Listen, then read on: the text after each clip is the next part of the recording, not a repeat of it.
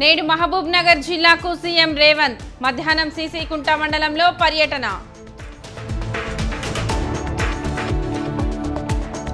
నేడు టీపీసీసీ చీఫ్గా మహేష్ కుమార్ గౌడ్ బాధ్యతలు. గచ్చిబౌలి నుంచి గాంధీ భవన్ వరకు భారీ ర్యాలీ.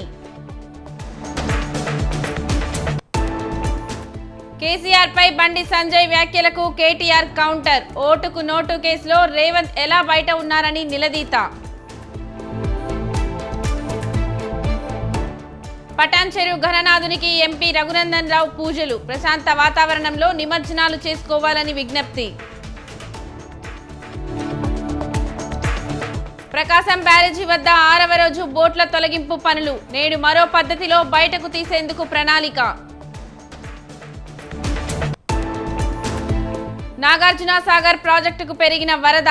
4 గేట్లు ఎత్తి దిగువకు నీరు విడుదల.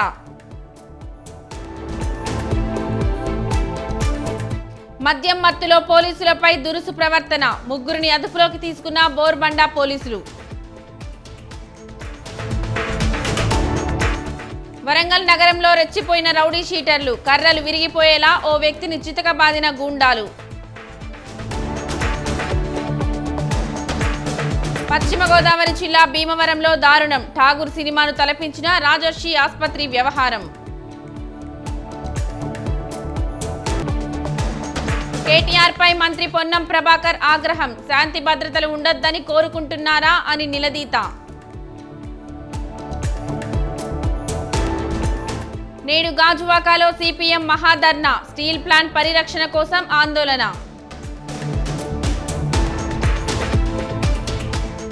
ఏపీలో మరో 2 రోజుల పాటు వర్షాలు. కోస్తాలో నేడు రేపు మోస్తరు వర్షాలు.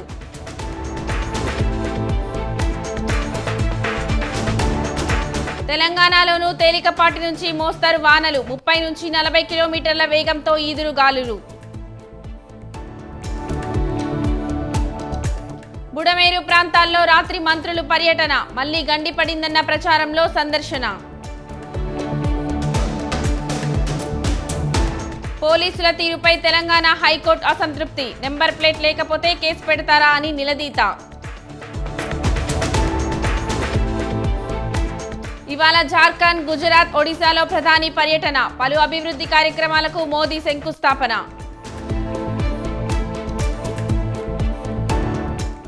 ప్రధాని రేసులో ఉంటే మద్దతు ఇస్తామన్నారు. కేంద్ర మంత్రి గడ్కరీ సంచలన వ్యాఖ్యలు.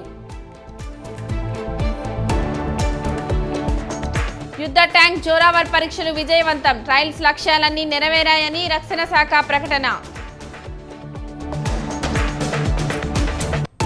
ఉత్తరప్రదేశ్ మీరట్లో ఘోర విషాదం. కుప్పకూలిన 2 అంతస్తుల భవనం, శిథిలాల కింద పలువురు. అమెరికా ఎన్నికల్లో అంతరిక్షం నుంచే సునీత ఓటు. ఐఎస్ఎస్లో చిక్కుకుపోవడమే కారణమన్న వ్యామోగాములు.